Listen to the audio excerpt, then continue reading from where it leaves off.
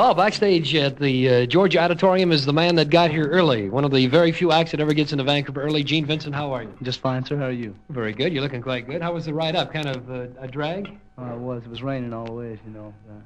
The question we always ask, did you have any trouble at the border? Sure did. I stayed there about 2 hours. 2 hours, eh? Yes, sir. Well, I had a bet on with a fellow in Vancouver that you would be there just that long because most of the groups are, and he took the bet on, and now I'm $2 to hamburgers. You know? Hey, your record Dance to the Bop, and the other side, I Got It on Capitol, is doing real fine in the Northwest here. Well, thank you, sir. Yeah. When did you record that? Same time as A Lot of Loving. Do you mind if I call you Red? Yeah, it'd be better. Look, I don't want to call you sir. All right. And, well, Red, we cut that same time we did A Lot of Loving. Hey, where'd you get your big break? Could you tell us a short story of how Gene Vincent and the Blue Caps got out to the West Coast and got success? Well, sir, I sent a record out there at first, and Capitol was holding a big contest, and they had 250 entrants. And I was one of the last ones to send mine in. And out of the 250 entrants, there was 243 that were singing Elvis Presley songs. And the song I sent in was named Bebopalula, and that's the one. Of course, the original that made it for you. What did it do, 1.5 million, something like that? I went this close up to 2 million now. It's crazy. Bebopalula, that was great. Every time we play, we get phone calls. Even today, you know, sometimes on our Saturday session, which is 5 hours long, we play, well, half an hour Gene Vincent, and when we play that, we get a lot of phone calls. I sure do appreciate all you've done for me, Red, and I'd like to thank the public, too. What have you got in the way of records coming up, Gene? That's always a good question for a jockey to ask a big star.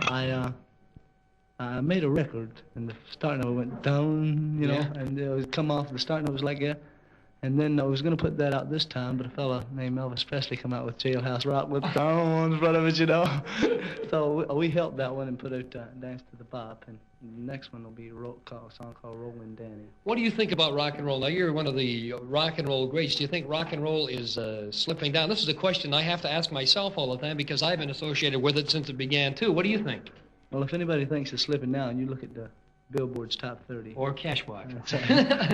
I say Cashbox because we follow that just as close as a regulator. We have our own, of course, too. Cashbox is a real good. It's good. Nice big picture of you in this week. Did you catch it?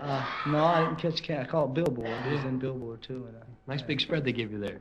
Awesome. Where do you do your recording? Down on the Capitol Tower in the bottom part there? Yes, Red. They're all, you know, all our studios is underground. How about giving us a lineup of the boys in the band? Well, sir, there's Johnny Meeks plays the lead guitar, Bobby Jones plays the bass, Dude Kahn plays the drums, Paul Peak on the rhythm, we call him Red, Gotcha. And Max Liscombe on the piano. That's terrific. And of course, Gene Vincent, you play guitar. What kind of guitar have you got? Gretsch. A Gretsch guitar. That's a good commercial for one of our sponsors. I'll slip it in right about now. No, not actually. What I was going to ask you next is Gene Vincent your real name? That's a thing I always throw at show business people. My name is Gene Vincent. Your real name is Gene Vincent. Where do you hail from? What part of the United States? Virginia. I was born in Virginia and come from Dallas, Texas. The girls of the Northwest asked me to ask you how old you are. I'm 20. Are you married? No. You're not married. No. What are the plans? Well, you know how this road is. You never hardly meet anybody long enough to know them that well. No, you never stay in one spot long enough. True. Well, I don't know. I always ask this question, too, but, well, you've been on the road now for how long, Gene? Since July the 10th. Since July 10th. It kind of gets and wears on you. I mean, not the audience. I don't mean that, but I mean being on the road all the time. Yeah, well, traveling mostly is what wears on you, boy. I get horrible from that. Do you ever get home? Yeah, once in a while. I've been off about 8 days since July the 10th. Where does your mom and dad live? Where do they live? Well, they live in Dallas, Texas. They live in Dallas? Yes, sir.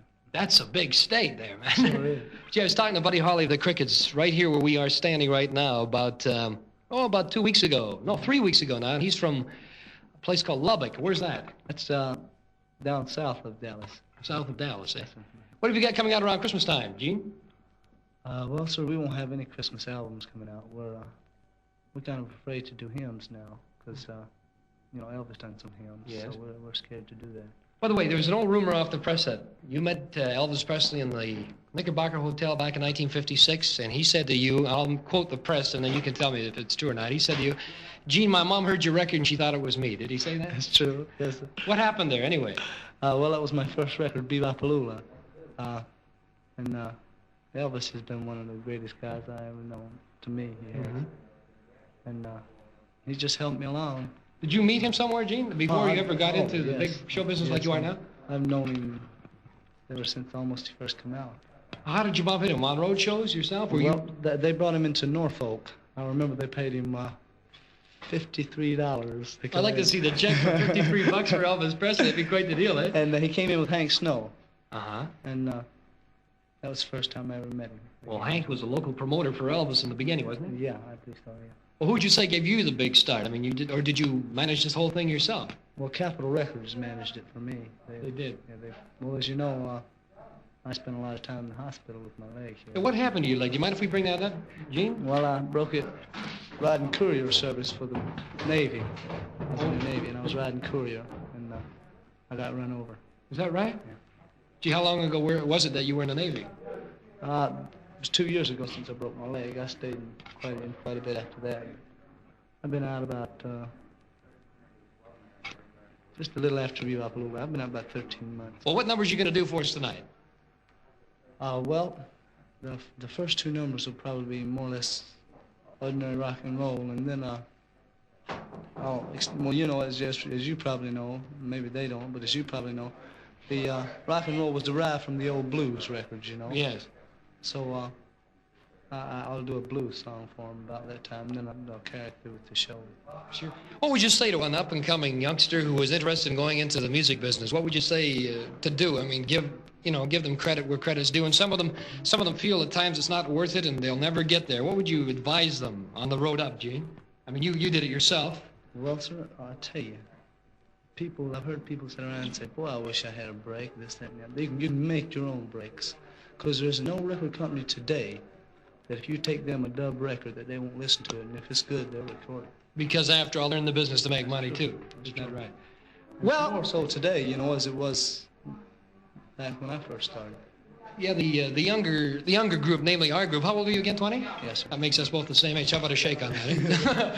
No, but anyway, the younger people nowadays have sort of taken over the record industry. You know? That's true. And I think, like you say, rock and roll is here to stay for a while, don't you? I think it's going to stay here for an awful long time myself. But say tomorrow, you know how the hit parade charts change. Say tomorrow, things all of a sudden changed over to ballads. You can do ballads, can you? Oh yes, sir. In my album that came out, you probably. Yeah, we've got it, both of them. Unchained Melody. Yeah, nice. Well, the guitar work on that is beautiful. If you get the right instruments with you, you can do ballads. Well, who would you consider, now that we're talking about guitars, the greatest guitar player in the pop field today? Well, there's been a lot of arguments, but between Chet Atkins and Sugarfoot Garland. What do you think? I tell you, I think Chet Atkins. So do I. I'm with you. I like Chet. I like Sugarfoot too, but I think Chet Atkins is an artist in the true sense, and his music is so original. It really is. That's true. It's funny for a guitar to play his own rhythm, and he does. Yeah, it's real odd. People can't believe it when I announce it on the air that this is Chet Atkins, and the way he's playing this guitar, it is not done elsewhere, and they can't believe that there's one man doing all this.